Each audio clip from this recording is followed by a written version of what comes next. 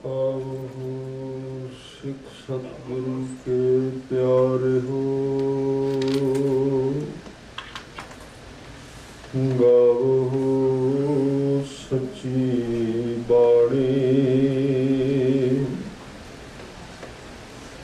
बाणी ता गाओ गुरु केरी, बाणिया सिर बाणी, जिनको नदर कर्म होवै, हृदय तिना समाणी, पीवो अमृत सदा रहो हर रंग, जपियो सारंग पाणी, रतना रतन पदार्थ बहु सागर, भरिया राम बाणी गुरबाणी लागे, तिन हाथ चढ़िया राम,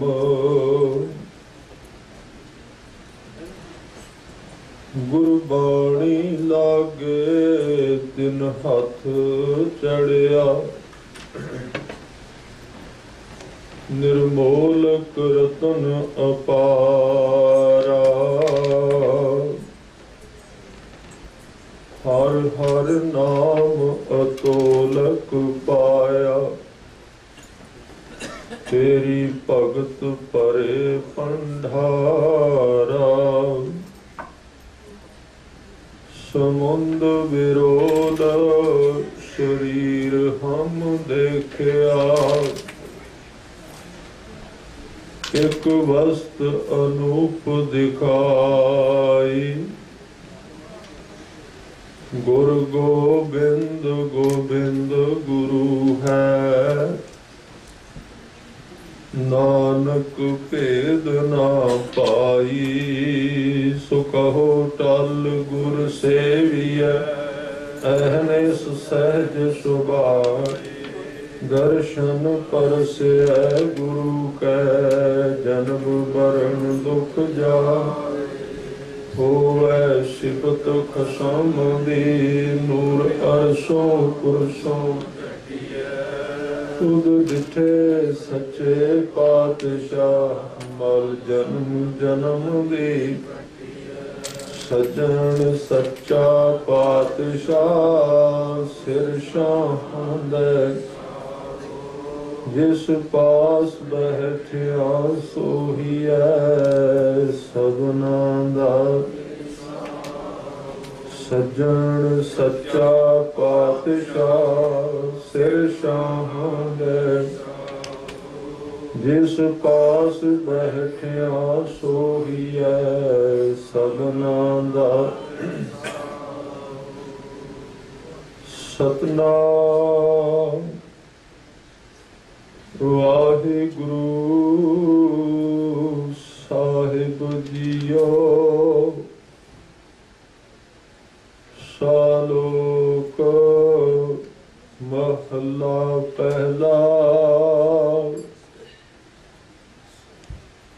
सच काल कूड़ वरत्या,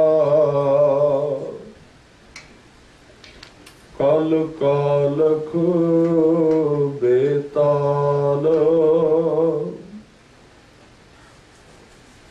बियो बीज पत ले गए,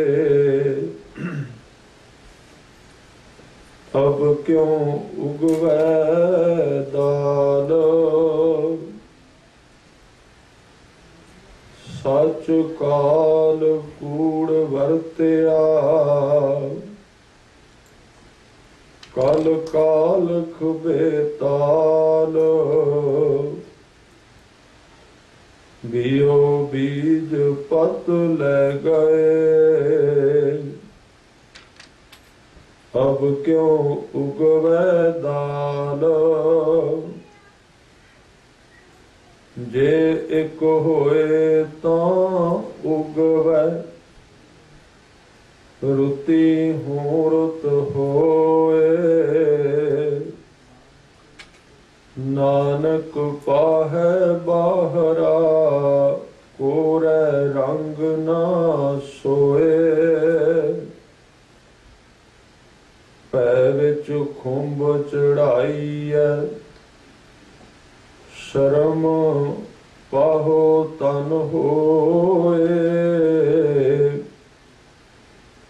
नानक भगति जे रपै, कूड़ै सोए ना कोए।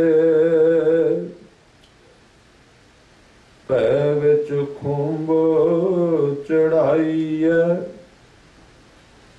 शर्म पाहु तन होए। नानक भगति जे रपै, कूड़ै सोए ना कोए। वाहिगुरु जी का खालसा, वाहिगुरु जी की फतेह। सतगुरु गरीब नवाज, रहमतां दे सागर, किरपा निधान सच्चे पातशाह गुरु ग्रंथ साहिब जी के चरणों अंदर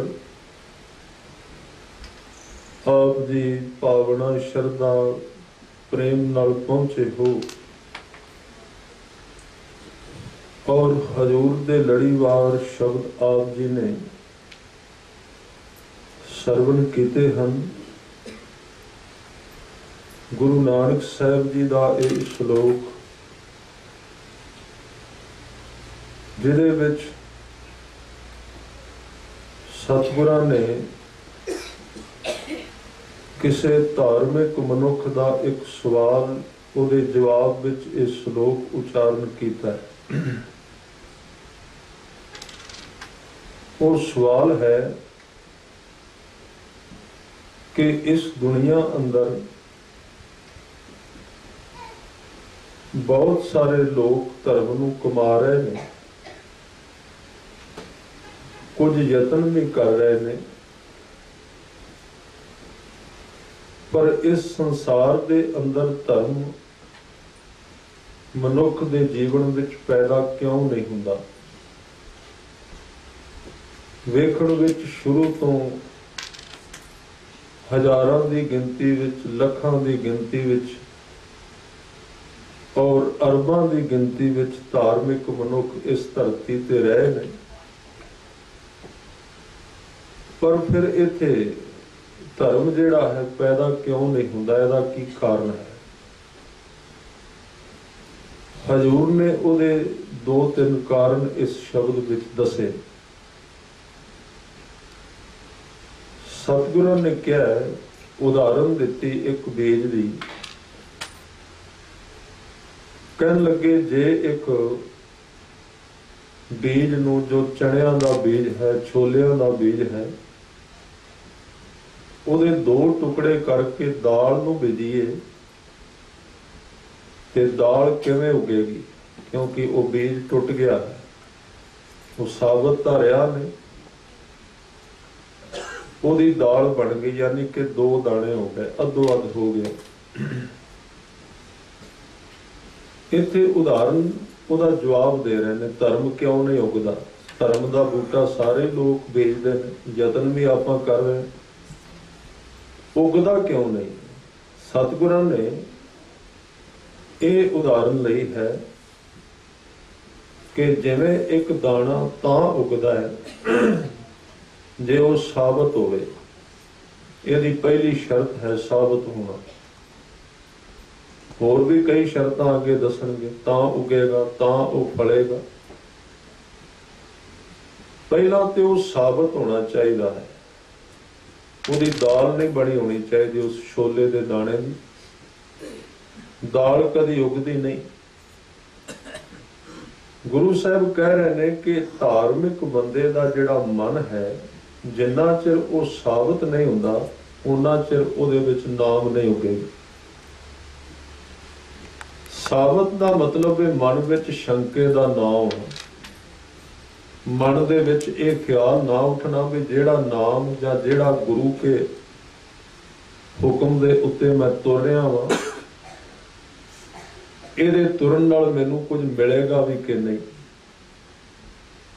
एक तां इह धारणा मन नूं दो फाड़ कर दिंदी ते मेरा गुरु पूरा है कि नहीं, पता नहीं परमात्मा, क्योंकि सारा कुछ तां विश्वास के आधार पर चलता है, मनण के आधार पर।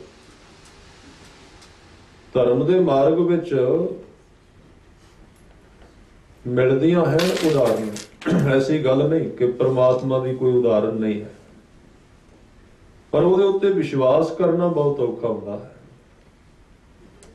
परमात्मा दीयां उदाहरणां उहदे भगत जन जिहड़े पहलां हो चुके ने उन्हां दा जीवन दसदा है कि कोई है उन्हां दी बैक साइड ते खड़ा है, वाकई कोई है। इसलिए गुरु साहब ने एक तरीका दसिया, कहन लगे सीधा तेनू रब ते विश्वास नहीं आएगा भी वो है या तेनू मिल सकेगा। तू एक काम कर, जां ते उन्हां दी संगत कर जिन्हां नू वो पहला मिलिया। जे तू संगत नहीं कर सकदा ते उन्हां दी जीवनी पढ़ सकना है, एक बड़ा बड़ा सहारा है। जिहड़े लोग जुड़ गए उन्हां दीयां जीवनियां सुननियां और उन्हां दीयां जीवनियां पढ़नियां, ये नाम जपण विच बड़ा सहाई हुंदियां ने। विश्वास बजदा है, मनुख होर इरादे नाल तुरदा है। इसलिए सब तो सौखा, क्योंकि कई तरह की संगत है, उहदे अंदर कई तरह नाल आपां संगत करने, पर सब तो वड्डी चीज उन्हां दी जीवनी जे मनुख समा कढ के थोड़ी थोड़ी पढ़े, जिन्हां दा जीवन उच्चा सी, गुरु चरनां नाल जुड़िया होया सी। जदों उन्हां दे जीवन दीयां घटनावां पढ़ांगे ते मन उन्हां दे जीवन दी संगत करेगा सुरत दे तौर ते। क्योंकि एक दिन बेनती की सी, सुरत जिहड़ी समय विच बची हुई नहीं है, शरीर समय विच है। सुरत अकाल है, काल तो पार है, काल नूं पार कर जांदी, समय नूं पार कर जांदी, समय तो पार चली जाती। सुरत 500 साल पिछे भी जा सकती है, 500 साल अगे भी जा सकती है। इसलिए तो जिहड़े लोग होए ने, कईयां ने अपनियां पुरानियां 10-10 मावां दे नां तक दस सुटे, मैं पिछले जन्म विच इन्हां परिवारां विच रहा, ये मेरियां मावां सन। वो किवें हो गया? क्योंकि सुरत बड़ी पिछे चली गई कई जन्मां विच। इस तरह सुरत पिछे जा सकती है, वो काल तो काल विच बझी हुई ने भी अज इत्थे रह गई। जिस बंदे कोल सुरत गवाच जाए वो पिछले समय नूं भुल जाता है। वो पशु विच सुरत नहीं है, उहदे कोल मन तां है, आत्मा भी है उहदे विच, मन भी है। पशु विच ते बंदे विच यही फर्क है भी पशु कोल सुरत कोई नहीं है, ना अगे दी ना पिछे दी है, इसलिए वो विकास नहीं कर सकिया। वो उत्थे ही है, जिवें दा पशु अज तो 5000 साल पहला सी उस तरह ही है, उहदे विच कोई फर्क नहीं पिया। क्योंकि सुरत नहीं, पिछले रिकॉर्ड नहीं हैं, अगों विकास नहीं कर सकता। ਉਹੀ चीज गुरु साहब ने कहा भी विलक्षण पाई है तेरे विच, सुरत वखरी चीज पाई है, पर वो पई हुई है, तू ਉਹਦੀ कभी वरतों नहीं की, जां ਉਹਨੂੰ तू गलत थां ते लाया होया। सिर्फ एक उस चीज की संभाल करन दी जाच ही गुरु साहब ने दसी, सुरत की संभाल करनी।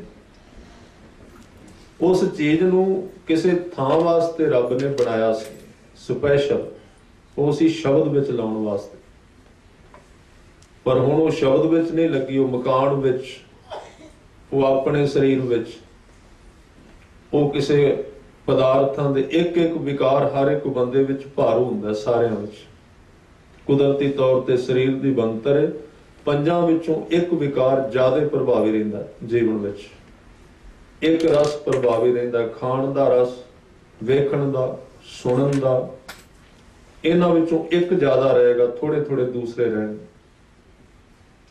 ਜਦੋਂ ਕੋਈ ਮਨੁੱਖ ਗੁਰੂ ਕੇ ਮਾਰਗ ਤੇ ਚੱਲਦਾ ਹੈ ਤੇ ਸਭ ਤੋਂ ਪਹਿਲਾਂ ਇਹ ਘਟਨਾ ਵਾਪਰਦੇ ਵੀ ਰਸ ਪੰਜਾਂ ਵਿੱਚ ਬਰਾਬਰ ਤਕਸੀਮ ਹੁੰਦਾ, ਸਾਰਿਆਂ ਵਿੱਚ। ਇੱਕ ਵਿੱਚੋਂ ਟੁੱਟ ਕੇ ਦੂਸਰਿਆਂ ਵਿੱਚ ਜਾਣ ਲੱਗ ਪਿਆ, ਫਿਰ ਸਾਰਿਆਂ ਵਿੱਚ ਜਾ ਕੇ ਫਿਰ ਸਾਰਿਆਂ ਵਿੱਚੋਂ ਘਟਦਾ ਹੈ, ਔਰ ਘਟਦਾ ਘਟਦਾ ਜਿੰਨੀ ਕੁ ਉਹਦੀ ਲੋੜ ਰਹਿੰਦੀ ਹੈ ਓਨਾ ਉੱਥੇ ਬਚ ਜਾਂਦਾ ਜੀਵਨ ਚਲਾਉਣ ਵਾਸਤੇ, ਬਾਕੀ ਸਾਰਾ ਨਾਮ ਵਿੱਚ ਜੁੜ ਜਾਂਦਾ ਹੈ। ਔਰ ਇਸ ਰਸ ਤੋਂ ਬਿਨਾਂ ਇਹ ਸਰੀਰ ਦੀ એનર્ਜੀ, ਇਹਨੂੰ ਰਸ ਕਿਹਾ ਗਿਆ ਹੈ, ਇਹਦੇ ਤੋਂ ਬਿਨਾਂ ਨਾਮ ਵੀ ਨਹੀਂ ਜਪਿਆ ਜਾਂਦਾ। ਇਸ ਲਈ ਬੁੱਢੇ ਬਾਰੇ ਵਿੱਚ ਜਿਹੜੇ ਬਜ਼ੁਰਗ ਨੇ ਉਹਨਾਂ ਨੂੰ ਪਤਾ ਹੈ। ਉਹ ਕਈ ਵਾਰੀ ਲੋਕ ਕਹਿ ਦਿੰਦੇ ਨੇ ਵੀ ਹੁਣ ਤੁਸੀਂ ਮਾਲਾ ਫੇਰ ਲਿਆ ਕਰੋ, ਖਾਲੀ ਤੁਹਾਨੂੰ ਕੋਈ ਕੰਮ ਨਹੀਂ ਹੈ, ਤੁਸੀਂ ਕਰੋ ਇਹ ਕੰਮ। ਉਹ ਚਾਹੁੰਦੇ ਵੀ ਨੇ, ਪਰ ਜਦੋਂ ਅੰਦਰ ਵੇਖਦੇ ਨੇ, ਬੈਠਦੇ ਨੇ, ਖਾਲੀ ਜਿਹਾ ਚੱਲਦਾ ਹੈ, ਜਿਵੇਂ ਪਟਾ ਸਲਿੱਪ ਕਰ ਰਿਹਾ, ਉੱਥੇ ਕੁਝ ਨਹੀਂ ਬਣਦਾ, ਰਸ ਨਹੀਂ ਆਉਂਦਾ। ਉਹ ਰਸ ਕਿਉਂ ਨਹੀਂ ਆ ਰਿਹਾ? ਕਿਉਂਕਿ ਸਰੀਰ ਦੇ ਰਸ ਕਮਜ਼ੋਰ ਪੈ ਗਏ, ਔਰ ਸਰੀਰ ਦੇ ਰਸ ਕਮਜ਼ੋਰ ਹੋ ਜਾਣ ਤੇ ਨਾਮ ਦਾ ਰਸ ਵੀ ਨਹੀਂ ਆਉਂਦਾ। ਉਹਦੇ ਵਾਸਤੇ ਸਰੀਰ ਦੇ ਵੀ ਰਸ ਚਾਹੀਦੇ। ਇਸ ਲਈ ਸਤਿਗੁਰਾਂ ਨੇ ਕਿਹਾ ਜੀਵਨ ਨੂੰ ਸੁਰੱਖਿਅਤ ਕਰ, ਇਹ ਬੜਾ ਲੰਬਾ ਹੈ, ਫਿਰ ਸੁੱਕ ਜਾਏਗਾ। ਕਬੀਰ ਜੀ ਕਹਿੰਦੇ ਨੇ 12 ਬਰਸ ਬਾਲਪਨ ਬੀਤੇ 20 ਬਰਸ ਕਛ ਤਪ ਨਾ ਕੀਓ। ਸ਼ੁਰੂਆਤ ਤੋਂ ਨਾ ਦੱਸ ਦਿੱਤਾ, ਜੇ ਤੂੰ ਅੱਗੇ ਜਾ ਕੇ ਵੀ ਇੱਕ ਅਰਥਾਂ ਵਿੱਚ ਮੈਂ ਸਿੱਧਾ ਕਹਿ ਦੇਣਾ ਵੀ ਜਵਾਨ ਰਹਿਣਾ ਹੈ, ਜਦੋਂ ਰਸ ਨਹੀਂ ਅੰਦਰ ਰਹਿੰਦਾ ਉਦੋਂ ਸਮਾਂ ਤੇ ਰਹਿੰਦਾ ਹੈ, ਪਰ ਅੰਦਰਲਾ ਸਿਸਟਮ ਕਮਜ਼ੋਰ ਪੈ ਜਾਂਦਾ, ਉਹ ਨਾਮ ਵੀ ਨਹੀਂ ਜਪ ਸਕਦਾ। ਇਸ ਲਈ ਉਹ ਕ੍ਰੋਧਿਤ ਹੁੰਦਾ ਹੈ। ਬੁਢੇਪੇ ਦੇ ਵਿੱਚ ਕੇਵਲ ਉਹ ਹੀ ਮਨੁੱਖ ਕ੍ਰੋਧਿਤ ਨਹੀਂ ਹੁੰਦਾ ਜਿਹਨੇ ਜਵਾਨੀ ਵਿੱਚ ਧਰਮ ਕਮਾਇਆ ਹੁੰਦਾ ਹੈ, ਕਿਉਂਕਿ ਉਹ ਸਾਰੀ ਚੀਜ਼ ਉਹਦੇ ਅੰਦਰ, ਉਹ ਜਿਹੜੇ ਤੱਤ ਕਾਇਮ ਰਹਿੰਦੇ ਨੇ, ਬਣੇ ਰਹਿੰਦੇ, ਜਿਸ ਕਰਕੇ ਉਹ ਫਿਰ ਬੁਢੇਪੇ ਦੇ ਵਿੱਚ ਵੀ ਪੂਰੀ ਤਰ੍ਹਾਂ ਨਾਮ ਜਪ ਸਕਦਾ ਹੈ। ਇਸ ਲਈ ਸ਼ੁਰੂਆਤ ਤੋਂ ਦੱਸਿਆ, ਕਹਿਣ ਲੱਗੇ ਜੇ ਤੂੰ ਸਾਰੀ ਉਮਰ ਨੂੰ ਸਹੀ ਢੰਗ ਨਾਲ, ਉਹ ਤੇ ਕੁਝ ਵਿਰਲੇ ਜ਼ਰੂਰ ਹਨ ਜਿਹਨੂੰ ਗੁਰੂ ਅਮਰਦਾਸ ਜੀ ਨੇ ਕਿਹਾ ਕਾਲੀ ਜਿਨ੍ਹਾਂ ਨਾ ਰਾਵਿਓ ਧੌਲੀ ਰਾਵੈ ਕੋਏ, ਕੋਈ ਹੈ। ਹੁਣ ਲੱਖ ਵਿੱਚੋਂ ਇੱਕ ਆਦਮੀ ਉਹ ਇਤਿਹਾਸ ਵਿੱਚ, ਉਹ ਆਮ ਖਲਕਤ ਵਿੱਚ ਨਹੀਂ ਆਏਗਾ। ਜੇ ਗੁਰੂ ਅਮਰਦਾਸ ਜੀ ਆ ਜਾਂਦੇ ਨੇ ਨਾ 60 ਸਾਲ ਦੀ ਉਮਰ ਵਿੱਚ, ਉਹਦੇ ਵਿੱਚ ਅਸੀਂ ਨਹੀਂ ਆ ਸਕਦੇ। ਗੁਰੂ ਅਮਰਦਾਸ ਇਕੱਲੇ ਹੀ ਨੇ। ਇਸ ਤਰ੍ਹਾਂ ਦੇ ਲੋਕਾਂ ਨੂੰ ਗਿਣਿਆ ਨਹੀਂ ਜਾ ਸਕਦਾ। ਇਹ ਜਿਹੜੀ ਵਿਚਾਰ ਚੱਲਦੀ ਏ ਇਹ ਆਵਾਮ ਦੀ ਹੈ। ਆਵਾਮ ਦੇ ਅਰਥ ਨੇ ਸਾਰੇ, ਜ਼ਿਆਦੀ ਗਿਣਤੀ ਵਿੱਚ ਲੋਕ ਜਿਹੜੇ, ਉਹ ਕੁਝ ਲੋਕ ਨੇ ਜਿਨ੍ਹਾਂ ਨੂੰ ਕਈ ਵਾਰੀ ਸੰਗਤ ਦੀ ਵੀ ਜ਼ਿਆਦਾ ਲੋੜ ਨਹੀਂ ਪੈਂਦੀ, ਇਕੱਲੇ ਸਿੱਧੇ ਹੀ ਚਲੇ ਗਏ, ਵੱਖਰੇ ਨੇ, ਉਹ ਵਿਆਖਿਆ ਵਿੱਚ ਨਹੀਂ ਆਉਂਦੇ। ਇਸ ਲਈ ਉਹ ਕੋਈ ਹੈ ਬਿਰਲਾ। ਫਰੀਦਾ ਕਾਲੀ ਜਿਨੇ ਨਾ ਰਾਵੇ ਉਹ ਧੌਲੀ ਰਾਵੇ ਕੋਏ, ਕਰ ਸਾਈਂ ਸੋ ਪਿਰਹੜੀ। ਪਿਰਹੜੀ ਦਾ ਅਰਥ ਪ੍ਰੀਤ। ਹੁਣ ਪ੍ਰੀਤ ਕਰ, ਜਦੋਂ ਤੇਰੇ ਸਰੀਰ ਦੇ ਵਿੱਚ ਪੂਰੀ ਜ਼ਬਰਦਸਤ ਤਾਕਤ ਹੈ। ਹੁਣ ਪ੍ਰੀਤ ਕਰਨੀ ਔਖੀ, ਕਿਉਂਕਿ ਹੁਣ ਪ੍ਰੀਤ ਬਾਹਰ ਮੁਖੀ ਹੈ। ਜਿਹੜਾ ਇਹਦੇ ਵਿੱਚ ਅੰਦਰ ਕਰ ਗਿਆ ਉਹਨੂੰ ਪੈਗੰਬਰ ਕਹਿੰਦੇ ਨੇ, ਉਹਨੂੰ ਅਵਤਾਰ ਕਹਿੰਦੇ ਨੇ। ਹੋਰ ਕੋਈ ਅਵਤਾਰ ਨਹੀਂ ਹੁੰਦੇ ਇਸ ਦੁਨੀਆ ਵਿੱਚ। ਪੈਗੰਬਰ ਦਾ ਅਰਥ ਹੈ, ਭਗਤ ਦਾ ਅਰਥ ਹੈ ਤਾਣ ਹੁੰਦੇ ਹੋਏ ਨਿਤਾਣਾ। ਸਰੀਰ ਦੇ ਵਿੱਚ ਸੰਭਾਵਨਾ ਹੈ ਸੰਸਾਰ ਦੇ ਰਸ ਲੈਣ ਦੀ, ਪਰ ਉਹ ਇਹਨੂੰ ਤਿਆਗ ਕੇ ਦੂਜੇ ਰਸ ਨੂੰ ਲੱਭ ਰਿਹਾ। ਉਹਨੂੰ ਕਹਿੰਦੇ ਨੇ ਪੈਗੰਬਰ ਹੈ, ਦੇਵਤਾ ਹੈ, ਉਹਨੂੰ ਦੇਵਤਾ ਕਿਹਾ ਜਾਂਦਾ ਹੈ। ਦੂਸਰੇ ਅਰਥ ਦੇ ਵਿੱਚ ਜਦੋਂ ਸਰੀਰ ਦੀ ਤਾਕਤ ਗਵਾਚ ਗਈ, ਉਹ ਵੀ ਚੰਗਾ ਹੈ। ਇਹਦੇ ਅਰਥ ਇਹ ਨਾ ਕੱਢਣਾ ਵੀ ਜੇ ਬੁਢੇਪੇ ਵਿੱਚ ਕਿਸੇ ਨੂੰ ਨਾਮ ਜਪਿਆ ਨਹੀਂ ਜਾਂਦਾ ਤੇ ਉਹ ਨਾ ਜਪੇ, ਨਹੀਂ। ਇਹ ਜਿਹੜੇ ਜਵਾਨੀ ਵਿੱਚ ਤੁਰੇ ਨੇ ਨਾ ਕਿਤੇ ਬੁਢੇਪੇ ਵਿੱਚ ਐਡਮਿਸ਼ਨ ਕਰਾਈ ਹੋਈ ਹੈ, ਵੇਟਿੰਗ ਤੇ ਸਨ। ਜਿਹੜੇ ਲੋਕ ਬਚਪਨ ਤੋਂ ਹੀ ਤੁਰਦੇ ਨੇ ਨਾ, ਬਚਪਨ ਤੋਂ ਧਾਰਮਿਕ ਹੋ ਜਾਂਦੇ ਨੇ, ਜਵਾਨੀ ਤੋਂ ਧਾਰਮਿਕ ਹੋ ਜਾਂਦੇ ਨੇ, ਉਹਦਾ ਕਾਰਨ ਕੀ ਹੈ ਕਿ ਪਿੱਛੇ ਕਿਤੇ ਬੁਢੇਪੇ ਵਿੱਚ ਉਹਨਾਂ ਨੇ ਪਰਮਾਤਮਾ ਦੇ ਘਰ ਵਿੱਚ ਆਪਣਾ ਦਾਖਲਾ ਕਰਵਾ ਦਿੱਤਾ ਸੀ, ਨਾਂ ਲਿਖਵਾ ਦਿੱਤਾ। ਠੀਕ ਹੈ, ਕਲਾਸ ਵਿੱਚ ਬੈਠਣ ਦਾ ਵਕਤ ਨਹੀਂ ਮਿਲਿਆ। ਜਿਵੇਂ ਕੋਈ ਕਿਸੇ ਸਕੂਲ ਦੀ ਛੁੱਟੀ ਹੋਣ ਦੇ ਨੇੜੇ ਆਪਣਾ ਐਡਮਿਸ਼ਨ ਕਰਾ ਜਾਏ ਤੇ ਸਕੂਲ ਤਾਂ ਬੰਦ ਹੋ ਗਿਆ, ਕਿਤੇ ਬੁਢੇਪੇ ਵਿੱਚ ਕਰਾ ਦਿੱਤਾ ਐਡਮਿਸ਼ਨ ਪਰਮਾਤਮਾ ਦੇ ਕੋਲ, ਗੁਰੂ ਕੋਲ, ਤੇ ਮੌਤ ਆ ਗਈ, ਨੇੜੇ ਆ ਗਿਆ। ਹੁਣ ਅਗਲਾ ਫਿਰ ਦਿਨ ਚੜੇਗਾ, ਅਗਲਾ ਜੀਵਨ ਫਿਰ ਮਿਲੇਗਾ। ਉਥੋਂ ਫਿਰ ਉਹ ਸ਼ੁਰੂ ਤੋਂ ਤੁਰੇਗਾ, ਆਰੰਭ ਤੋਂ ਤੁਰ ਪਏਗਾ। ਇਸ ਲਈ ਜਦੋਂ ਵੀ ਕੋਈ ਆਏ ਉਦੋਂ ਹੀ ਲਾਭ। ਪਰ ਸਤਿਗੁਰੂ ਕਹਿੰਦੇ ਪਿਰਹੜੀ ਕਰ ਜਵਾਨੀ ਵਿੱਚ ਤੇ ਫਿਰ ਉਹਦੇ ਰੰਗ ਦੇਖ ਉਹ ਕਿਵੇਂ ਦਾ ਹੈ। ਅਸਲ ਵਿੱਚ ਜਵਾਨੀ ਦਾ ਪਤਾ ਹੀ ਤੈਨੂੰ ਫਿਰ ਲੱਗੇਗਾ ਜਵਾਨੀ ਹੈ ਕੀ ਚੀਜ਼ ਹੈ। ਫਿਰ ਤੈਨੂੰ ਸਮਝ ਆਏਗੀ ਵੀ ਸੰਸਾਰ, ਸਰੀਰ ਤੇ ਜੀਵਨ ਇਹ ਕਿੰਨੇ ਕੁ ਬਰਕਤਾਂ ਦੇ ਨਾਲ ਪ੍ਰਮਾਤਮਾ ਨੇ ਭਰ ਕੇ ਭੇਜਿਆ ਹੈ ਤੇ ਆ ਸਾਰੀ ਖਲਕਤ ਇਹਨੂੰ ਕਿਵੇਂ ਖਿਲਾਰ ਕੇ ਚਲੀ ਜਾਂਦੀ ਹੈ, ਵਿਕਾਰ ਵਿੱਚ ਰੋੜ ਕੇ ਚਲੀ ਜਾਂਦੀ ਹੈ। ਪਰ ਉਹ ਸਮਝ ਆਏ ਉਹ ਬਹੁਤ ਥੋੜੇ ਲੋਕ ਨੇ। ਇਸ ਲਈ ਕਬੀਰ ਜੀ ਕਹਿੰਦੇ ਨੇ, ਗੁਰੂ ਅਮਰਦਾਸ ਜੀ ਕਹਿੰਦੇ ਨੇ, ਕਾਲੀ ਜਿਨ੍ਹਾਂ ਨਾ ਰਾਵਿਆ, ਕਾਲੀ ਦਾ ਅਰਥ ਹੈ ਕਾਲੇ ਕੇਸ ਯਾਨੀ ਕਿ ਜਵਾਨੀ। ਧੌਲੀ ਰਾਵੈ ਕੋਈ ਵਿਰਲਾ ਹੀ ਇੱਕ ਅੱਧਾ ਹੁੰਦਾ ਜਿਹੜਾ ਬਜ਼ੁਰਗੀ ਦੇ ਅੰਦਰ ਪ੍ਰਮਾਤਮਾ ਨਾਲ ਪ੍ਰੇਮ ਕਰਦਾ ਹੈ। ਕਰ ਸਾਈਂ ਸੋ ਪਿਰਹੜੀ, ਇਸ ਲਈ ਤੂੰ ਹੁਣੇ ਹੀ ਪਿਰਹੜੀ ਕਰ, ਪ੍ਰੇਮ ਕਰ ਉਹਦੇ ਨਾਲ। ਰੰਗ ਨਵੇਲਾ ਹੋਏ ਤੇ ਤੇਰਾ ਰੰਗ ਨਵੇਲਾ ਦਾ ਅਰਥ ਨਵਾਂ ਹੀ ਰਹੇਗਾ, ਪੁਰਾਣਾ ਹੋਏਗਾ ਨਹੀਂ। 12 ਬਰਸ ਬਾਲਪਨ ਬੀਤੇ 20 ਬਰਸ ਕਛ ਤਪ ਨਾ ਕੀਓ, 30 ਬਰਸ ਕਛ ਦੇਵ ਨਾ ਪੂਜਾ। ਇਹ ਸਾਰੇ 62 ਸਾਲ ਹੋ ਗਏ, 12 ਤੇ 20 32 32 ਤੇ 30 62 ਸਾਲ, 60 ਤੇ 2। 30 ਬਰਸ ਕਛ ਦੇਵ ਨਾ ਪੂਜਾ, ਫਿਰ ਪਛਤਾਨਾ ਬਿਰਧ ਪਇਓ, ਬਜ਼ੁਰਗੀ ਆ ਗਈ। ਔਰ ਫਿਰ ਕਿਹੜਾ ਪਛਤਾਵਾ ਹੋਇਆ, ਕੀ ਦਿਸਿਆ, ਫਿਰ ਕਾਹਦਾ ਪਛਤਾਵਾ ਕੀਤਾ। ਕਹਿਣ ਲੱਗੇ ਪਿੱਛੇ ਝਾਤੀ ਮਾਰੀ ਤੇ ਸਾਰੀ ਉਮਰ ਵਿੱਚੋਂ ਕੀ ਆਵਾਜ਼ ਆਉਂਦੀ। ਇਹ ਸਾਰੀਆਂ ਆਵਾਜ਼ਾਂ ਮਨੁੱਖ ਸੁਣ ਸਕਦਾ ਹੈ। ਇਸ ਲਈ ਬਜ਼ੁਰਗ ਕਈ ਵਾਰੀ ਇਕੱਲੇ ਗੱਲਾਂ ਕਰਦੇ ਨੇ, ਪੁਰਾਣੀ ਆਵਾਜ਼ ਕਿਸੇ ਨਾਲ ਬੋਲ ਰਹੇ ਹੁੰਦੇ ਨੇ ਅੰਦਰੋਂ। ਫਿਰ ਪਛਤਾਨਾ ਬਿਰਧ ਪਇਓ, ਪਛਤਾਵਾ ਰਿਹਾ, ਬਿਰਧ ਹੋ ਗਏ। ਔਰ ਫਿਰ ਪਿੱਛੇ ਧਿਆਨ ਗਿਆ, ਉਹਦੇ ਵਿੱਚੋਂ ਕਿਹੜੀਆਂ ਆਵਾਜ਼ਾਂ ਆ ਰਹੀਆਂ ਨੇ ਪਿੱਛੋਂ। ਉਹਦੇ ਵਿੱਚੋਂ ਆਵਾਜ਼ ਆ ਰਹੀ ਹੈ ਮੇਰੀ ਮੇਰੀ ਕਰਤੇ ਜਨਮ ਗਇਓ। ਉਹਦੇ ਵਿੱਚੋਂ ਮੇਰੀ ਮੇਰੀ ਦੀ ਆਵਾਜ਼ ਆ ਰਹੀ, ਮੇਰੀ ਮੇਰੀ ਦੀ ਆਵਾਜ਼ ਆ ਰਹੀ। ਔਰ ਮੇਰੀ ਮੇਰੀ ਕਰਦੇ ਰਹੇ ਤੇ ਹੁਣ ਪਰਿਵਾਰ ਵਾਲੇ ਵੀ ਕਹਿੰਦੇ ਨੇ ਵੀ ਹੁਣ ਤੁਸੀਂ ਪਾਸੇ ਹੋ ਜਾਓ, ਛੱਡ ਦਿਓ, ਤੁਹਾਡਾ ਹੁਣ ਸਮਾਂ ਨਹੀਂ ਰਿਹਾ। ਮੌਤ ਤਾਂ ਛਡਾਉਂਦੀ ਹੈ ਤੇ ਸੰਸਾਰ ਵੀ ਛਡਾ ਦਿੰਦਾ। ਸੰਸਾਰ, ਮੌਤ ਤਾਂ ਬਾਅਦ ਦੀ ਗੱਲ ਹੈ। ਮੌਤ ਤਾਂ ਬੜੀ ਲੇਟ ਆਏਗੀ, ਉਹ ਤਾਂ ਕੋਈ ਲੈਗੀ, ਉਹਦੇ ਵਿੱਚ ਕੋਈ ਸ਼ੱਕ ਨਹੀਂ। ਉਹ ਤੇ ਬਿਲਕੁਲ ਅੰਤਿਮ ਤਾਰੀਖ ਹੈ ਫੈਸਲੇ ਦੀ, ਉਹਦੇ ਉੱਤੇ ਕੋਈ ਕਿਸੇ ਮਨੁੱਖ ਦਾ ਚੱਲ ਨਹੀਂ ਸਕਦਾ। ਪਰ ਮੌਤ ਤੋਂ ਪਹਿਲਾਂ ਹੀ ਮੌਤ ਆਉਂਦੀ ਜੇ ਮਨੁੱਖ ਸਮਝੇ।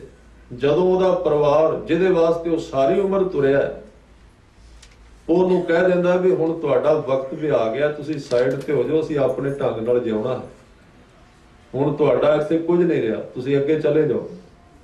ਤੁਸੀਂ ਸੁੱਕੇ ਹੋਏ ਪੱਤਿਆਂ ਵਾਂਗੂ ਹੁਣ ਝੜਨਾ ਪਏਗਾ, ਪਤਝੜ ਆ ਗਈ, ਹੁਣ ਨਵੇਂ ਪੱਤੇ ਪੈਦਾ ਹੋ ਗਏ।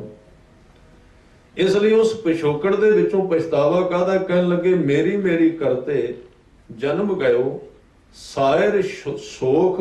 ਸਾਇਰ ਕਹਿੰਦੇ ਨੇ ਸਮੁੰਦਰ ਨੂੰ, ਸੋਖ ਦਾ ਅਰਥ ਸੁੱਕ ਗਿਆ ਹੈ। ਜ਼ਿੰਦਗੀ ਦਾ ਜਿਹੜਾ ਸਮੁੰਦਰ ਸੀ, ਅੰਦਰ ਝਾਤੀ ਮਾਰ ਕੇ ਵੇਖੀ ਤੇ ਉਹ ਤੇ ਸੁੱਕ ਗਿਆ, ਕਿਉਂਕਿ ਵਰਤਿਆ ਬਹੁਤ ਜ਼ਿਆਦਾ ਸੀ ਸੰਸਾਰ ਲਈ। ਵਰਤਿਆ ਸੀ ਸੰਸਾਰ ਲਈ, ਗਵਾ ਦਿੱਤਾ। ਇੱਥੇ ਖਿਆਲ ਰੱਖਣਾ ਵੀ ਗੁਰੂ ਸਾਹਿਬ ਇੱਕ ਹਿੱਸੇ ਨੂੰ, ਜੀਵਨ ਨੂੰ ਦੋ ਸਾਈਡ ਅੱਧ ਵਿੱਚੋਂ ਵੰਡਣਾ ਚਾਹੁੰਦੇ ਨੇ। ਅੱਧਾ ਜੀਵਨ ਤੂੰ ਸੰਸਾਰ ਵਾਸਤੇ ਲਾ ਤੇ ਇਥੋਂ ਆਸ ਨਾ ਕਰੇ ਵੀ ਕੱਲ ਨੂੰ ਤੇਰੇ ਗਲ ਵਿੱਚ ਕਿਸੇ ਹਾਰ ਪਾਉਣਾ, ਵੀ ਲੋਕ ਤੈਨੂੰ ਕਹਿਣਗੇ ਤੂੰ ਬਹੁਤ ਧਨ ਕਮਾਇਆ ਹੈ। ਇਹ ਕੀ ਹੋ ਗਿਆ ਕਿ ਬੰਦਾ ਮਰ ਗਿਆ, ਪਿੱਛੋਂ ਫੋਟੋ ਰੱਖ ਦੇਣਗੇ ਗੁਰੂ ਗ੍ਰੰਥ ਸਾਹਿਬ ਦੇ ਅੱਗੇ, ਬਾਅਦ ਵਿੱਚ ਦੁਕਾਨ ਵਿੱਚ ਇੱਕ ਫੋਟੋ ਜੀ ਲਾ ਦੇਣਗੇ ਉੱਤੇ ਫੁੱਲ, ਇੱਕ ਦਿਨ ਖਰੀਦ ਕੇ ਲਾਉਣਗੇ, ਉਹ ਵੀ ਦੂਸਰੇ ਦਿਨ ਸੁੱਕ ਜਾਣਗੇ। ਉਹ ਸੁੱਕੇ ਵੇਖੋਗੇ ਤੁਸੀਂ ਮਾਲਾ, ਹਰ ਰੋਜ਼ ਸੁੱਕੀ ਹੋਈ ਮਾਲਾ ਉਹਨਾਂ ਦੇ ਗਲ ਵਿੱਚ ਪਈ। ਮੈਂ ਕਈ ਵੱਡੇ ਵੱਡੇ ਲੋਕਾਂ ਦੀਆਂ ਸ਼ੋਰੂਮਸ ਦੇ ਵਿੱਚ ਗਿਆ, ਬੁਲਾਇਆ ਉਹਨਾਂ ਨੇ, ਔਰ ਉੱਥੇ ਉਹ ਮਾਲਾ ਸੁੱਕੀਆਂ ਪਈਆਂ ਸਨ ਉਹਨਾਂ ਦੇ ਗਲ ਵਿੱਚ, ਜਿਹੜੀਆਂ ਕੋਈ ਖਬਰ ਦੇ ਰਹੀਆਂ ਸਨ, ਸੁੱਕੀਆਂ ਹੋਈਆਂ ਮਾਲਾ। ਔਰ ਉਹ ਕਹਿੰਦੇ ਸਨ ਇਹਨਾਂ ਨੇ ਅਰਬਾਂ ਰੁਪਏ ਕਮਾਏ ਨੇ ਸਾਡੇ ਵਾਸਤੇ, ਦਿਨ ਰਾਤ ਜੁਟੇ ਰਹੇ ਨੇ। ਇਹ ਕਈ ਵਾਰੀ ਰਾਤ ਵੀ ਨਹੀਂ ਸੌਂਦੇ ਰਹੇ, ਆਰਾਮ ਨਹੀਂ ਕਰਦੇ ਰਹੇ। ਤੇ ਮੈਂ ਮਨ ਵਿੱਚ ਸੋਚਿਆ ਵੀ ਅਰਬਾਂ ਰੁਪਏ ਕਮਾਏ ਨੇ ਤੇ 5 ਰੁਪਏ ਦੀ ਮਾਲਾ ਵੀ ਕੋਈ ਨਹੀਂ ਇਹਦੇ ਗਲ ਵਿੱਚ, ਉਹ ਵੀ ਸੁੱਕੀ ਪਈ ਹੈ। ਇਸ ਲਈ ਇਹਦੇ ਤੋਂ ਉਮੀਦ ਕਰਕੇ ਕੰਮ ਕਰਨ ਦੀ ਗੱਲ ਨਹੀਂ ਕੀਤੀ ਗੁਰੂ ਸਾਹਿਬ ਨੇ, ਡਿਊਟੀ ਦੀ ਗੱਲ ਕੀਤੀ ਹੈ। ਪਰਿਵਾਰ ਦੇ ਸੰਬੰਧ ਵਿੱਚ, ਸੰਸਾਰ ਦੇ ਸੰਬੰਧ ਵਿੱਚ ਇਹ ਉਮੀਦ ਰੱਖ ਕੇ ਤੂੰ ਕੰਮ ਨਾ ਕਰ ਵੀ ਤੇਰੇ ਗਲੇ ਵਿੱਚ ਕਿਸੇ ਨੇ ਹਾਰ ਪਾਉਣਾ, ਵੀ ਤੂੰ ਬਹੁਤ ਚੰਗਾ ਕੀਤਾ ਹੈ। ਹਾਂ, ਜਿਨ੍ਹਾਂ ਨੂੰ ਸਤਿਕਾਰ ਕਿਤੇ ਵੀ ਮਿਲਿਆ, ਭਾਵੇਂ ਉਹ ਪਰਿਵਾਰ ਵਿੱਚ ਨੇ, ਭਾਵੇਂ ਉਹ ਪਰਿਵਾਰ ਤੋਂ ਬਿਨਾਂ ਨੇ, ਉਹ ਮਨੁੱਖ ਦੇ ਆਪਣੇ ਕਰਮ ਸਤਿਕਾਰ ਕਰਾਉਂਦੇ ਨੇ, ਹੋਰ ਕੁਝ ਨਹੀਂ ਕਰਾਉਂਦਾ। ਉਹਦੇ ਪਿਛਲੇ ਭਾਗ ਚੁਕਾ ਦਿੰਦੇ ਨੇ ਲੋਕਾਂ ਨੂੰ ਉਹਦੇ ਅੱਗੇ। ਇਸ ਲਈ ਕਈਆਂ ਦੇ 5-5 ਪੁੱਤਰ, 10-10 ਪਰਿਵਾਰ ਅੱਗੋਂ ਵਿਚਾਰੇ ਇਕੱਲੇ ਬੈਠੇ ਨੇ, ਰੁਲ ਰਹੇ ਨੇ, ਬਹੁਤ ਦੁਖੀ ਨੇ, ਬਹੁਤ ਉਹ ਪਛੜੇ ਹੋਏ ਯਾਨੀ ਕਿ ਦੁਖੀ ਨੇ। ਕਈ ਇਸ ਤਰ੍ਹਾਂ ਦੇ ਵੀ ਮੈਂ ਗੁਰਮੁਖਾਂ ਨੂੰ ਵੇਖਿਆ ਜਿਨ੍ਹਾਂ ਦਾ ਪਰਿਵਾਰ ਹੀ ਕੋਈ ਨਹੀਂ ਸੀ। ਜਦੋਂ ਉਹਨਾਂ ਦਾ ਅੰਤਿਮ ਸਮਾਂ ਆ ਗਿਆ, ਮੰਜੀ ਤੇ ਰਹਿ 6 ਮਹੀਨੇ, 10-10 ਆਦਮੀ ਉਹਨਾਂ ਦੀ ਸੇਵਾ ਤੇ ਖੜੇ ਰਹਿੰਦੇ ਸਨ। 10-10 ਆਦਮੀ। ਇੱਕ ਦਿਨ ਉਹਨਾਂ ਨੂੰ ਪੁੱਛ ਲਿਆ ਕੀ? ਕਹਿਣ ਲੱਗੇ ਭਾਗ ਨੇ, ਹੋਰ ਕੁਝ ਵੀ ਨਹੀਂ। ਕਿਉਂਕਿ ਆਹ ਜਿਹੜੇ ਆਏ ਨੇ ਇਹਨਾਂ ਦੇ ਲੰਬੇ ਚੌੜੇ ਪਰਿਵਾਰ ਨੇ, ਇਹਨਾਂ ਦੀ ਸੇਵਾ ਕੋਈ ਕਰਦਾ ਨਹੀਂ, ਤੁਹਾਡੀ ਕਿਵੇਂ ਸੇਵਾ? ਕਹਿਣ ਲੱਗੇ ਬਸ ਇਹ ਜੀਵਨ ਦਾ ਮੈਥ ਹੈ, ਇਹ ਸੰਸਾਰ ਦਾ ਮੈਥ ਨਹੀਂ। ਇਹ ਸੰਸਾਰ ਦੇ ਵਿੱਚ ਮਨੁੱਖ ਨੂੰ ਮਿਲਦਾ ਉਹ ਹੈ ਜੋ ਕੁਝ ਉਹਨੇ ਕੀਤਾ ਹੋਇਆ। ਪਿੱਛੇ ਕਿਸੇ ਦਾ ਸਤਿਕਾਰ ਕੀਤਾ, ਇਸ ਲਈ ਜੇ ਸਤਿਕਾਰ ਜਾਂ ਸੇਵਾ ਚਾਹੀਦੀ ਨਾ ਅੱਗੋਂ ਪਰਿਵਾਰਕ ਤੌਰ ਤੇ ਪਰਿਵਾਰ ਦੀ ਸੇਵਾ ਕਰਨੀ ਚਾਹੀਦੀ ਹੈ, ਬਜ਼ੁਰਗਾਂ ਦੀ, ਵੱਡਿਆਂ ਦੀ। ਉਹ ਵਾਪਸ ਮਿਲੇਗੀ, ਉਹੀ ਵਾਪਸ ਆਏਗੀ। ਤੇ ਜੇ ਮਨੁੱਖ ਨੇ ਕੀਤਾ ਨਹੀਂ, ਵਾਪਸ ਦੀ ਕੋਈ ਸੰਭਾਵਨਾ ਨਹੀਂ ਹੈ। ਇਸ ਕਰਕੇ ਸਤਿਗੁਰੂ ਕਹਿੰਦੇ ਨੇ ਇਸ ਉਮਰ ਦੇ ਵਿੱਚ ਸਾਇਰ ਸੋਖ ਭੁਜੰਗ ਬਲਿਓ। ਸਾਇਰ ਦਾ ਅਰਥ ਹੈ ਸਮੁੰਦਰ, ਸ਼ਕਤੀ ਦਾ ਸਾਗਰ ਜਿਹੜਾ ਸੁੱਕ ਗਿਆ। ਭੁਜੰਗ ਕਹਿੰਦੇ ਨੇ ਭੁਜਾਵਾਂ ਨੂੰ, ਬਾਹਾਂ ਨੂੰ। ਬਲਿਓ ਦਾ ਅਰਥ ਹੈ ਬਲ, ਸਰੀਰ ਦਾ, ਬਾਹਾਂ ਦਾ ਬਲ ਇਸ ਤਰ੍ਹਾਂ ਸੁੱਕ ਗਿਆ ਜਿਵੇਂ ਸਮੁੰਦਰ ਦਾ ਪਾਣੀ ਸੁੱਕ ਜਾਂਦਾ ਹੈ। ਮੇਰੀ ਕਰਤੇ ਜਨਮ ਗਇਓ, ਸਾਇਰ ਸੋਖ ਭੁਜੰਗ ਬਲਿਓ। ਅੱਜ ਦੇ ਵਿਸ਼ੇ ਵਿੱਚ ਗੁਰੂ ਸਾਹਿਬ ਕਹਿ ਰਹੇ ਨੇ, ਜੇ ਇੱਕ ਹੋਏ ਤਾਂ ਉਗਵੈ, ਰੁੱਤੀ ਹੋ ਰੁੱਤ ਹੋਏ। ਧਰਮ ਕਿਉਂ ਨਹੀਂ ਉਗਦਾ? ਇੱਕ ਤੇ ਰੁੱਤ ਠੀਕ ਨਹੀਂ, ਦੂਸਰਾ ਬੀਜ ਸਾਬਤ ਨਹੀਂ ਹੈ। ਪਹਿਲੀ ਗੱਲ ਤਾਂ ਬੀਜ ਸਾਬਤ ਨਹੀਂ। ਬੀਜ ਦਾ ਅਰਥ ਹੈ ਅੰਦਰ ਦੁਬਦਾ ਹੈ, ਔਰ ਮਨੁੱਖ ਬੀਜਣ ਵਾਸਤੇ ਤਿਆਰ ਵੀ ਨਹੀਂ ਹੈ। ਇੱਥੋਂ ਤੱਕ ਇਹ ਸੱਚਾਈ ਹੈ ਕਿ ਜੇ ਪ੍ਰਮਾਤਮਾ ਉਹਦੇ ਸਾਹਮਣੇ ਆ ਵੀ ਗਿਆ ਤੇ ਇਨਕਾਰ ਕਰ ਦੇਗਾ, ਪੂਰੀ ਤਰ੍ਹਾਂ ਤਿਆਰ ਹੀ ਨਹੀਂ ਹੋਇਆ। ਇਹ ਸੱਚ ਜਾਣੋ, ਸਾਰੇ ਲੋਕ ਪ੍ਰਮਾਤਮਾ ਨੂੰ ਮੰਗਦੇ ਨੇ, ਮਿਲਣਾ ਨਹੀਂ ਚਾਹੁੰਦੇ। ਜੇ ਉਹ ਮਿਲਣ ਆ ਗਿਆ ਤੇ ਜਵਾਬ ਦੇ ਦੇਣਗੇ। ਗੁਰੂ ਨਾਨਕ ਸਾਹਿਬ ਨੂੰ ਦਿੱਤਾ ਹੀ ਸੀ ਮੂਲੇ ਖੱਤਰੀ ਨੂੰ। ਭਾਈ ਮੂਲਾ ਜਿਹੜਾ ਹੈ ਗੁਰੂ ਦਾ ਸਿੱਖ ਸੀ, ਤੇ ਗੁਰੂ ਦਰਵਾਜ਼ੇ ਤੇ ਆਇਆ ਹੋਵੇ, ਗੁਰੂ ਪ੍ਰਮਾਤਮਾ ਹੀ ਹੈ ਨਾ, ਦਰਵਾਜ਼ੇ ਤੇ ਆਇਆ ਹੋਵੇ ਤੇ ਦਰਵਾਜ਼ਾ ਬੰਦ ਕਰ ਦਿੱਤਾ ਔਰ ਜਵਾਬ ਦੇ ਦਿੱਤਾ ਇੱਥੇ ਕੋਈ ਮੂਲਾ ਨਹੀਂ ਹੈ। ਜਵਾਬ ਦੇ ਕੇ ਪਿੱਛੇ ਵਾਪਸ ਤੋਰ ਦਿੱਤਾ। ਇਹ ਇਕੱਲੇ ਮੂਲੇ ਦੀ ਕਹਾਣੀ ਨਹੀਂ ਹੈ। ਪਰਮਾਤਮਾ ਦੇ ਆਉਣ ਦਾ ਮਤਲਬ ਹੈ ਕਿ ਜੀਵਨ ਸਾਰਾ ਤਬਦੀਲ ਹੋ ਜਾਂਦਾ ਹੈ। ਸਾਡੀ ਮਰਜ਼ੀ ਜਿਵੇਂ ਦਾ ਹੁਣ ਜੀਵਨ ਚੱਲ ਰਿਹਾ ਹੈ, ਸਾਰੇ ਦਾ ਸਾਰਾ ਬਦਲ ਜਾਂਦਾ ਹੈ। ਇਸ ਲਈ ਪਰਮਾਤਮਾ ਨੂੰ ਲੋਕ ਆਵਾਜ਼ ਦਿੰਦੇ ਨੇ, ਔਰ ਉਹ ਇਸ ਤਰ੍ਹਾਂ ਮਿਲੇਗਾ ਨਹੀਂ। ਬਹੁਤ ਲੰਮੀਆਂ ਆਵਾਜ਼ਾਂ ਨੇ। ਇੱਕ ਸੱਜਣ ਨੇ ਬੜੀ ਪਿਆਰੀ ਗੱਲ ਲਿਖੀ, ਉਹ ਕਹਿੰਦਾ ਜੇ ਆਦਮੀ 100% ਪਰਮਾਤਮਾ ਨੂੰ ਮਿਲਣ ਵਾਸਤੇ ਹੁਣੇ ਤਿਆਰ ਹੋ ਜਾਏ ਤੇ ਇੱਕ ਪਲ ਵੀ ਨਹੀਂ ਲੱਗੇਗਾ ਮਿਲਣ ਵਾਸਤੇ। 100% ਬੰਦਾ ਤਿਆਰ ਹੁੰਦਾ ਹੀ ਕੋਈ ਨਹੀਂ, ਅੰਦਰ ਹੈ ਕਿਤੇ ਕਮੀ, ਚਾਹੁੰਦਾ ਨਹੀਂ। ਔਰ ਇਸ ਤਰ੍ਹਾਂ ਹੁੰਦਾ ਹੈ। ਇਹ ਦਾਸ ਨੇ ਵੇਖਿਆ ਇੱਕ ਵਾਰੀ, ਇੱਕ ਕੋਈ ਕਿਸੇ ਕਹਿ ਬੈਠੇ, ਜਿਵੇਂ ਹਰ ਰੋਜ਼ ਕਈ ਸ਼ਰਧਾਲੂ ਪਰਮਾਤਮਾ ਨੂੰ ਮਿਲਾ ਦਿਓ, ਕੋਈ ਸਾਧੂ ਸੀ ਕੋਈ ਇਸ ਤਰ੍ਹਾਂ ਦਾ ਤੁਰਿਆ ਹੋਇਆ, ਉਹਨੂੰ ਕਹਿ ਬੈਠਾ। ਤੇ ਉਹ ਵਿਅਕਤੀ ਬੜਾ ਅਜੀਬ ਸੀ, ਉਧਾਰ ਨਹੀਂ ਸੀ ਰੱਖਦਾ। ਉਹਨੇ ਕਿਹਾ ਚਲੋ ਮੈਂ ਆਉਣਾ, ਤੁਸੀਂ ਤਿਆਰ ਹੋਵੋ ਮਿਲਣ ਵਾਸਤੇ, ਹੁਣੇ ਮਿਲਾ ਦਿਓ। ਤੁਸੀਂ ਕਮਰੇ ਵਿੱਚ ਬੈਠੋ, ਜਿਸ ਪਰਮਾਤਮਾ ਨੂੰ ਤੁਸੀਂ ਮਿਲਣਾ ਉਹਦੇ ਵਾਸਤੇ ਤਿਆਰ ਹੋਵੋ। ਤੇ ਉਸ ਬੰਦੇ ਦਾ ਜਿਹੜਾ ਚਿਹਰਾ ਹੈ ਕੁਮਲਾ ਗਿਆ, ਵੀ ਪਤਾ ਨਹੀਂ ਕੀ ਹੋ ਜਾਏਗਾ, ਪਰਮਾਤਮਾ ਮਿਲ ਗਿਆ।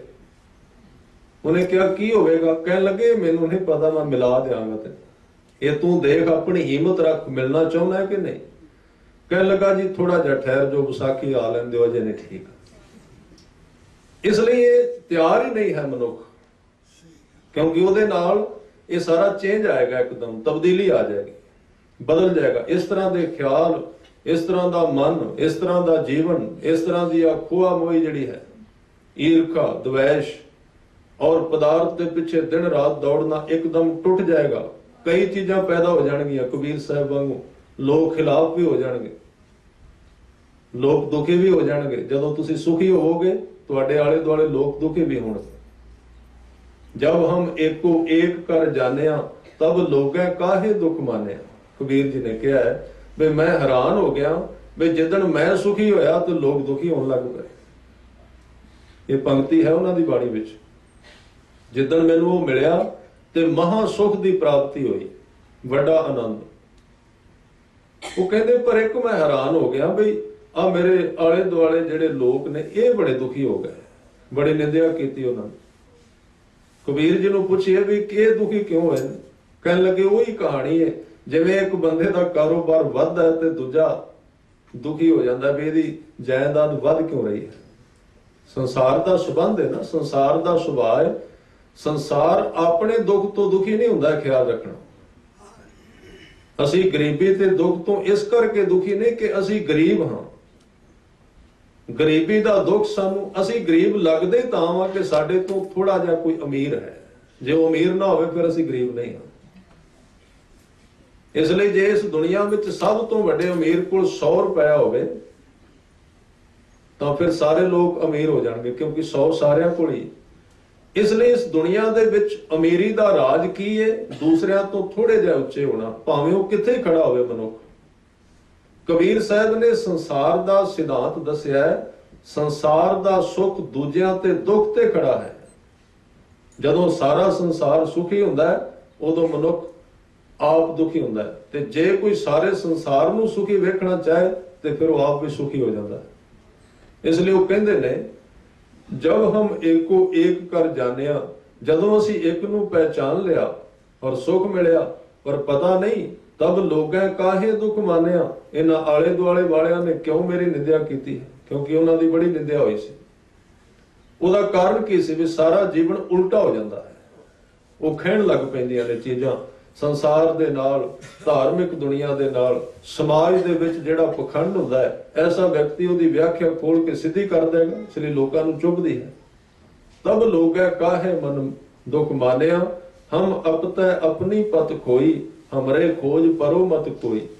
ਹਮ ਮੰਦੇ ਮੰਦੇ ਮਨ ਮਾਹੀ, ਸਾਂਝ ਪਾਤ ਕਾਹੂ ਸਿਉ ਨਾਈ। ਇਸ ਲਈ ਸਤਿਗੁਰੂ ਕਹਿ ਰਹੇ ਨੇ ਦੋਵੇਂ ਚੀਜ਼ਾਂ ਨਹੀਂ ਹਨ। ਧਰਮ ਕਿਉਂ ਨਹੀਂ ਪੈਦਾ ਹੁੰਦਾ?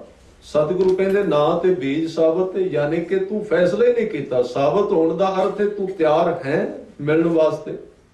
ਜਿਹਨੂੰ ਤੂੰ ਪੁਕਾਰ ਰਿਹਾ ਹੈ ਕਿ ਉਹਨੂੰ ਮਿਲਣਾ ਚਾਹੁੰਦਾ ਹੈ, ਪਹਿਲਾਂ ਤਿਆਰ ਹੋ ਜਾ। ਜਿੱਦਣ ਤੂੰ 100% ਤਿਆਰ ਹੋ ਗਿਆ, ਬਸ ਉਹਦੇ ਤੋਂ ਅਗਲਾ ਕੋਈ ਕਦਮ ਹੀ ਨਹੀਂ ਹੈ। ਗੱਲ ਤਿਆਰੀ ਦੀ ਹੈ। ਜਿੱਦਣ ਤੂੰ 100% ਤਿਆਰ ਹੋ ਗਿਆ, ਉਹਦੇ ਤੋਂ ਅਗਲਾ ਕੋਈ ਵੀ ਕਦਮ ਨਹੀਂ ਹੈ। ਉਹ ਅਖੀਰ ਹੈ, ਉਹ ਹੱਦ ਹੈ, ਉੱਥੇ ਪਰਮਾਤਮਾ ਦਾ ਮਿਲਣ ਹੈ। ਇਸ ਲਈ ਸਤਿਗੁਰੂ ਕਹਿੰਦੇ ਬੀਜ ਸਾਬਤ ਨਹੀਂ। ਤੇ ਕਬੀਰ ਜੀ ਨੇ ਕਿਹਾ ਕਬੀਰ ਜਾਂ ਕੀ ਦਿਲ ਸਾਬਤ ਨਹੀਂ, ਤਾਂ ਕੋ ਕਹਾਂ ਖੁਦਾਏ। ਜਿੱਥੇ ਜੀਵਨ ਵਿੱਚ ਫੈਸਲਾ ਹੀ ਨਹੀਂ ਹੋਇਆ ਕਿ ਆਪਾਂ ਇਸ ਰਾਹ ਨੂੰ ਹੁਣ ਅਪਣਾ ਲੈਣਾ ਹੈ, ਇੱਕਦਮ ਛਾਲ ਮਾਰ ਦੇਣੀ, ਇਹਦੇ ਵਿੱਚ ਤੁਰ ਪੈਣਾ ਹੈ, ਪਿੱਛੇ ਨਹੀਂ ਵੇਖਣਾ। ਰਸਤਾ ਚੁਣ ਲਿਆ, ਹੁਣ ਇਹਦੇ ਉੱਤੇ ਕੁਰਬਾਨੀ ਕਰ ਦੇਣੀ ਹੈ, ਇਹਦੇ ਉੱਤੇ ਸ਼ਹਾਦਤ ਦੇ ਦੇਣੀ ਹੈ, ਤੇ ਉਹਦੇ ਤੋਂ ਅਗਲਾ ਫਿਰ ਕੋਈ ਰਸਤਾ ਹੀ ਨਹੀਂ ਬਚਦਾ। ਸਿਰਫ ਇਹ ਫੈਸਲਾ ਹੀ ਮਨੁੱਖ ਨਹੀਂ ਕਰਦਾ ਕਿ ਮੈਂ ਇਸ ਰਸਤੇ ਤੇ ਹੁਣ ਪੂਰੀ ਤਰ੍ਹਾਂ ਤੁਰਨਾ ਹੈ। ਅੰਦਰ ਅੰਦਰ ਮਨ ਪੂਰਾ ਸਾਥ ਨਹੀਂ ਦਿੰਦਾ। ਇਸ ਕਰਕੇ ਕਦਮ, ਜਿਵੇਂ ਇੱਕ ਵਿਅਕਤੀ ਚੌਂਕ ਵਿੱਚੋਂ 1 ਕਿਲੋਮੀਟਰ ਇੱਧਰ ਚਲਾ ਜਾਏ, ਫਿਰ ਇੱਧਰ ਨੂੰ ਚਲਾ ਜਾਏ, ਫਿਰ ਉਧਰ, ਚਾਰੇ ਰਸਤੇ, ਉਹ ਸਾਰੀ ਉਮਰ ਤੁਰਦਾ ਰਹੇਗਾ। ਉਹ ਤੁਰੇਗਾ ਵੀ ਰੋਜ਼, ਲੋਕ ਵੀ ਕਹਿਣਗੇ ਸਫ਼ਰ ਵੀ ਬੜਾ ਕਰਦਾ ਹੈ, ਪਰ ਉਹ ਪਹੁੰਚੇਗਾ ਕਿਤੇ ਨਹੀਂ, ਰਹੇਗਾ ਚੌਂਕ ਵਿੱਚ ਹੀ। ਕਿਉਂ?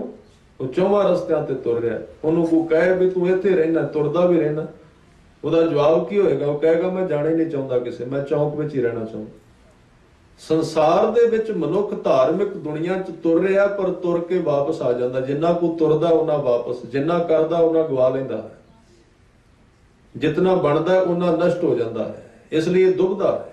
ਜਿਵੇਂ ਕੋਈ ਮਕਾਨ ਇੱਕ ਹੱਥ ਦੇ ਨਾਲ ਇੱਟ ਲਾਏ, ਦੂਸਰੇ ਹੱਥ ਦੇ ਨਾਲ ਇੱਟ ਕੱਢਦਾ, ਉਹ ਮਕਾਨ ਕਦੋਂ ਬਣੇਗਾ?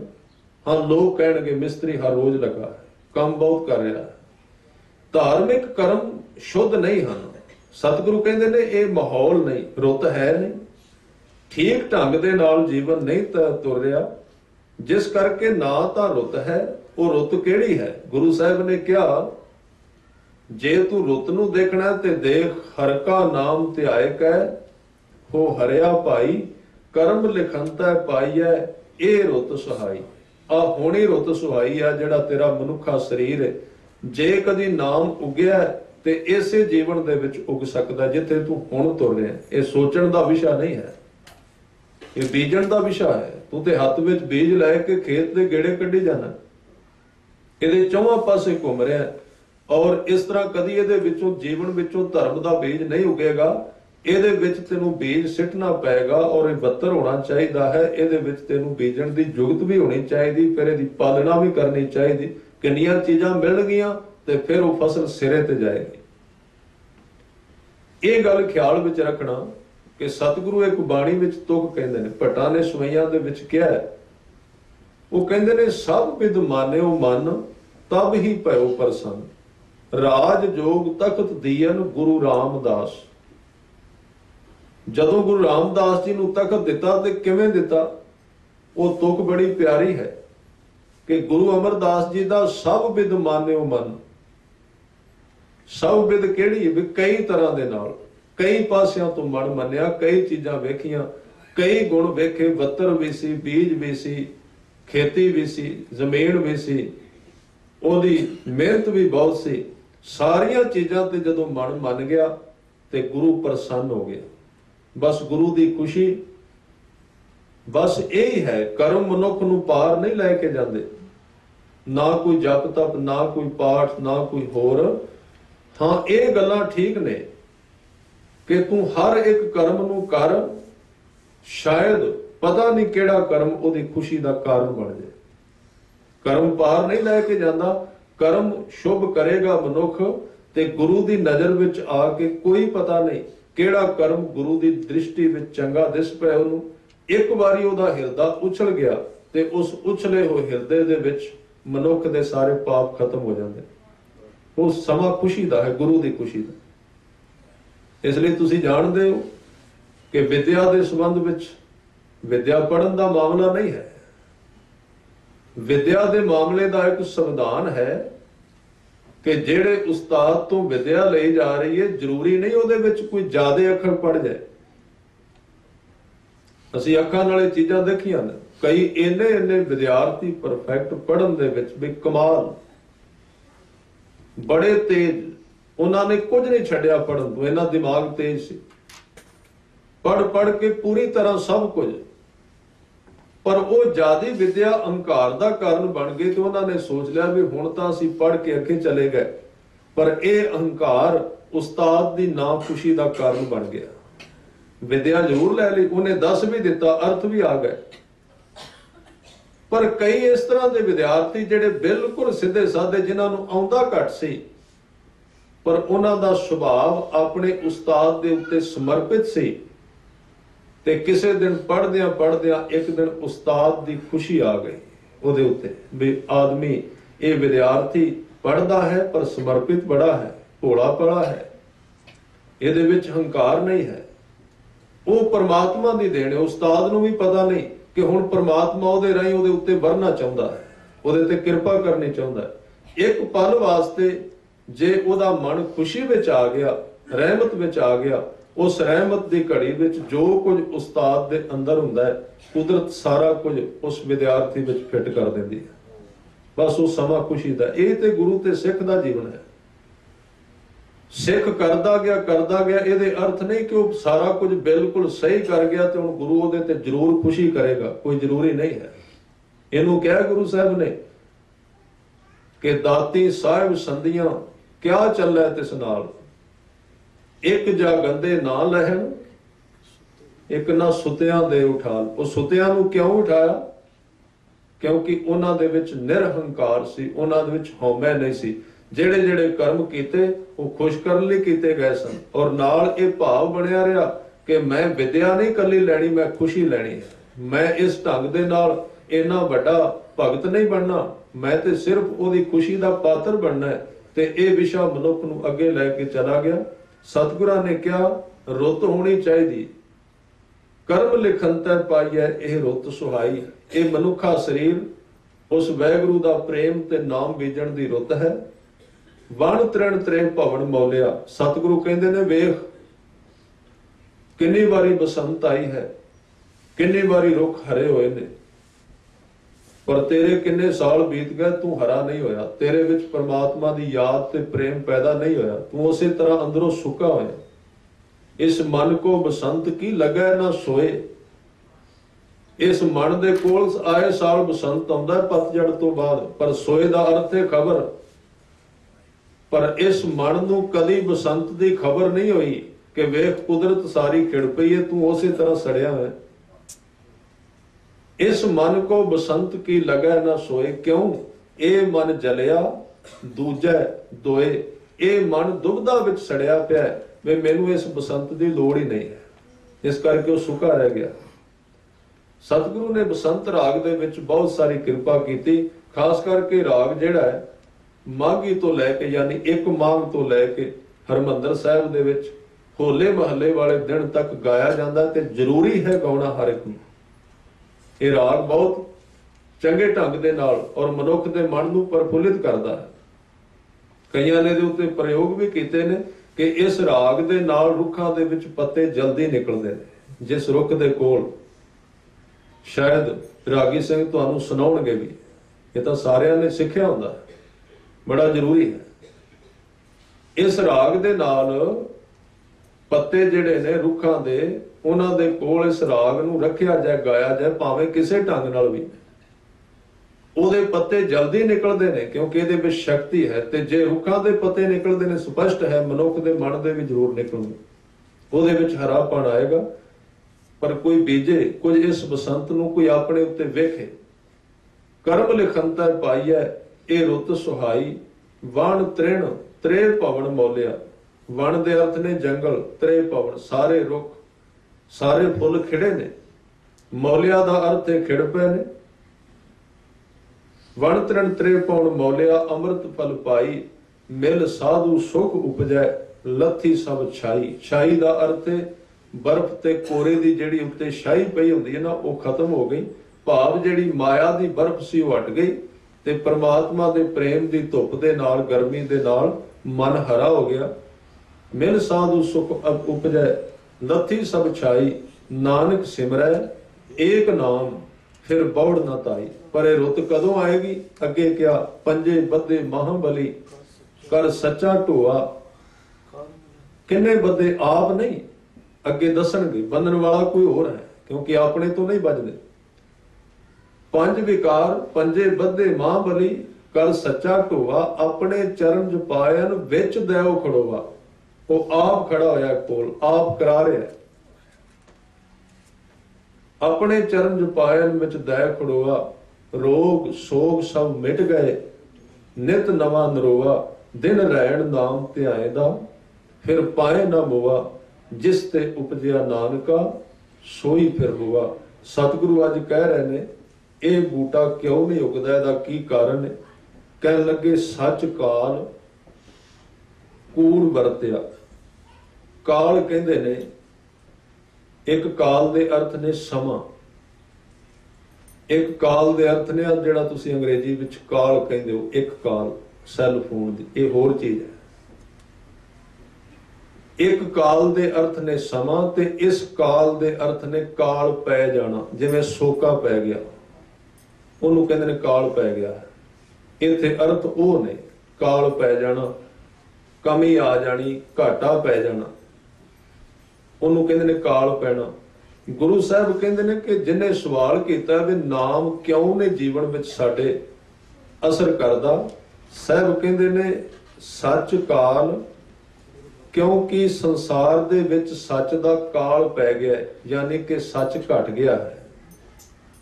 जिहड़ा जपण वाला भी है ना, सच उहदे जीवन विच भी घटिया होया है, काल पिया होया है, कमी आ गई। ते जिन्ना चिर नाम दे नाल सच पैदा नहीं हुंदा, उन्ना चिर नाम भी अगे नहीं वधदा। इहदा अर्थ है भी जीवन सच्चाई ते उत्ते आधारित नहीं रहा। जीवन दे विच धोखाधड़ी है, जीवन दे विच फरेब है, छल है, कपट है, मन विच हो रहे ते मूंह विच होर है। गुरु ने जो कुछ कहा भी जिवें दा जीवन तू जिउणा है उस तरह नहीं जिउ रहा। गुरु ने जिवें कहा तू रहन सहन करना है, रोजमर्रा दी जिंदगी दे विच खाना पहनना वेखना सुनना बोलना करना है, काम करना है, संगत करनी है, जिवें सौना जागना है उस तरह तू नहीं कर रहा ते नाम किवें उगेगा? वो तो इस तरह जिवें बड़े वड्डे उजाड़ दे विच बीज सट दो, किवें उगेगा बेचारा बीज? ना वो जमीन वाही गई है, ना उतों घाह पुटिया गया है, ना ਉਹਦੇ ਵਿੱਚ ਬੱਤਰ है, कुछ है तो है नहीं, इकल्ला बीज ही तो सुट दिता है। इसलिए इकल्ला नाम की करेगा जदों ਉਹਦੇ वास्ते माहौल ही नहीं है, वातावरण नहीं बनया, वो किवें प्रफुल्लित होएगा? इसलिए वो नहीं उगदा। सतगुरु कहते सच का काल पै गया। सच का अर्थ है उच्चा जीवन नहीं रहा। ये ਉਹਦੇ जवाब ਵਿੱਚ कह रहे ने, जिन्हें पूछया भी धर्म क्यों नहीं प्रफुल्लित हुंदा, कूड़ वरत्या ते झूठ चौहां पासे प्रधान फिरदा पिया। कूड़ फिरै प्रधान वेला लो, चौहां पासे ਉਹਦਾ बोलबाला है। झूठे लोगों की चौहां पासे गलबात पे चलती, हर एक चीज दे विच फरेब है, ठगी है, धोखा है, मन होर है, मुख होर है। और ये चीज़ां रब ते इन्हां तो कोहां दूर है। उत्थे कोई एक बारी जपे, भावें 1000 बारी, भावें लख बारी, ਉਹਦੇ ਨਾਲ कोई फर्क नहीं पैंदा। उन्हें कुछ चीज़ां अंदरों भी देखणियां ने। उन्हें धोखा दे धड़ी ते हेरा फेरी, ये अंदर दी जिहड़ी दुविधा है जीवन दे विच बैलेंस है, ਉਹਨੂੰ ਵੇਖਣਾ भी किवें दा है। इकल्ले उचारण ਨੂੰ नहीं देखेगा ਉਹ। हाँ, फिर कीता होया उचारण ਉਹਦੇ तक चला जाता है जदों ये चीज़ां नाल तुरनगियां। एक दूसरी अवस्था भी है कि नाम दा जाप इन्हां चीज़ां नूं लियाउण वास्ते मन नूं स्ट्रॉन्ग करदा, इहदे विच कोई शक नहीं। ये गल ख्याल विच रखनी। ये सिर्फ गुरु साहब तां कह रहे ने कि तू नाम दे नाल सच भी लैके आ, पर यह भी ख्याल रखना जे मनुख सचियार बनना चाहुंदा है पर ओदियां पुरानियां आदतां उहनूं सचियार नहीं बनन दिंदियां, ते मनुख नीयत धार के नाम दा सहारा लै ते नाम मनुख दे नाल सहारा बन के ਉਹਦੇ ਵਿੱਚ सच पैदा करन दी सहायता जरूर करदा है। वो अंदरों सहारा देगा, स्ट्रॉन्ग करेगा जीवन, ਉਹਦੇ वास्ते जरूरी है। इसलिए जे सचियार नहीं होया जा रहा, सचियार होने की नीयत होनी जरूरी है। ਇਹਦੇ अर्थ ਇਹ ਨੇ। एक तो होना ना भी सचियार हो जाना पहले दिन, ये नहीं है। गुरु साहब कहते तू मिथ तो सही भी मैं काम इस तरह करना है, तो फिर परमात्मा भी तेरी सहायता करेगा। और जे तू खुद ही नहीं जाना चाहता तो मां भी बच्चे की उंगल तां ही फड़ेगी जो पैर धरती ते लाएगा, जो लंबा पै गया किवें खिंचेगी उसनूं। इसलिए सिख दा सहयोग ते गुरु की कृपा, ये दोवें जिथे इकट्ठियां होंदियां ने उत्थों जीवन शुरू हुंदा है। सच काल कूड़ वरत्या, गुरु साहब कहते झूठ की भरमार है। कल, कल का अर्थ है कल कालक। इस झूठ की कालक करके, इस फरेब की कालक करके बेताल जीवन बेताल हो गया। बेताल दे अर्थ ने भूतनिया वर्गा हो गया। कल कालक बेताल, पर बीओ बीज पत लै गए, जिन्हां ने जीवन विच सच धारण करके वाहिगुरू दे नाम दा बीज बीजिया, वो इसे समय विच परमात्मा दे नाम द्वारा पत प्राप्त करके चले गए। अब क्यों उगवै दाल, ते दूजियां दे जीवन विच दाल किवें उगे जिन्हां दे मन विच भी दुविधा सी ते जिन्हां दा वातावरण ते माहौल भी नाम वाला नहीं सी। अब क्यों उगवै दाल, वो दाल किवें उगे जिहड़ी दो टुकड़े होई पई।